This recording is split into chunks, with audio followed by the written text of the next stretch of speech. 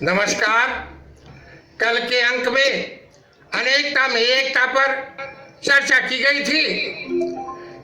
ये केवल भारत देश है जहां अनेक धर्मों के लोग रहते हैं और सबके अलग अलग पूजा पद्धति है।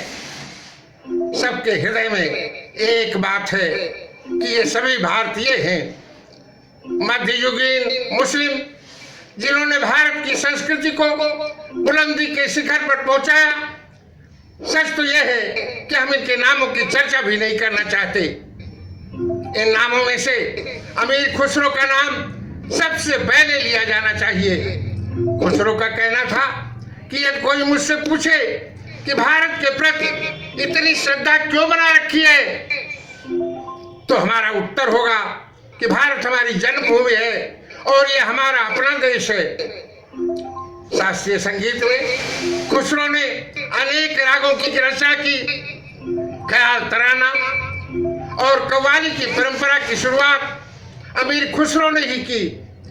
खुसरो पहले व्यक्ति थे जिन्होंने प्रचलित जनभाषा में रचना करके हिंदी और उर्दू के भविष्य की राह खोल दी।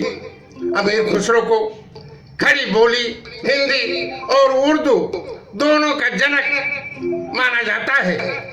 जिस परंपरा को खुसरो ने स्थापित किया उसी को जायसी, कबीर, रहीम, रशकान और दारा शिकोह जैसे उदारपंथी मुसलमानों ने आगे बढ़ाया। दारा शिकोह ने संस्कृत से फारसी में 50 उपनिषदों का अनुवाद किया और सूफी दर्शन पर, भारतीय दर्शन पर दारा शिकोह का गहरा अध्ययन था। पश्चिम के विद्वानों ने दारा शिकोह के फारसी अनुवाद का प्रयोग यूरोपीय भाषाओं में प्रस्तुत करने के लिए किया। मध्ययुगीन भक्तिकाल एक ऐसा दौर था जिसमें तमाम मुस्लिम कवि कृष्ण के दीवाने हो गए थे। इनमें कुतुबन, मंझन, उस्मान, शाह बरकतुल्लाह, प्रेमी, फैजुल्लाह, ताजभाई का विशेष रूप से उल्लेख किया जा सकता है। इन्हें कौन हिंदू अपने से अलग करके देख सकता है। मुस्लिम संतों और कवियों के साथ ही हमने अपने प्राचीन ऋषियों और विद्वानों को भी भुला दिया। उद्दालक, पाणिनि, चाणक्य, चरक, सुश्रुत, अश्वघोष, आर्यभट्ट, वराहमिहिर, भास्कराचार्य, ब्रह्मगुप्त, शंकराचार्य, बोधायन, कालिदास और तुलसी को भी याद करने का अब हमारे पास समय नहीं है। क्या इन नामों के बिना भारतीय संस्कृति की कल्पना की जा सकती है?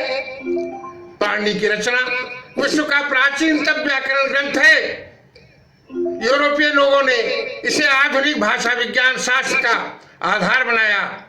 गणित और खगोल शास्त्र के ज्ञान में विश्व में सर्वोपरि स्थान भारत के आर्यभट्ट का है।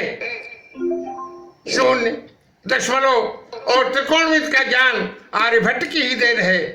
राहु और केतु के मिथक को अस्वीकार करके ग्रहण की व्याख्या इन्होंने वैज्ञानिक ढंग से की। आर्यभट्ट पहले ऐसे वैज्ञानिक थे जिन्होंने बताया कि पृथ्वी गोल है और ये अपनी कीली पर घूमती है।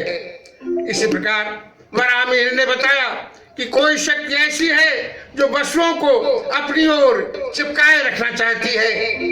आयुर्वेद के मुख्य रचयिता चरक विश्व के पहले व्यक्ति थे जिन्होंने इस बात पर जोर दिया कि रोग निवारण से अधिक बेहतर होगा कि रोगों के रोकथाम पर ध्यान दिया जाए। पाचन शक्ति को विस्तार से समझाने वाले पहले व्यक्ति चरक ही थे। शल्य चिकित्सक सुश्रुत को आज सारा संसार प्लास्टिक सर्जरी के जनक मानता है।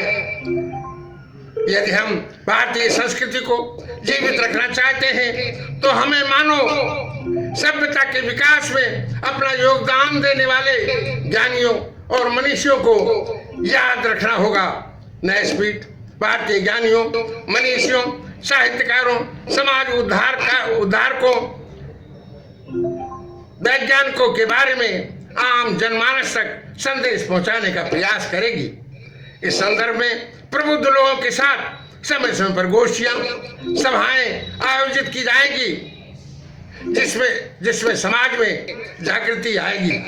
शेष अगले अंक में। धन्यवाद। जय हिंद।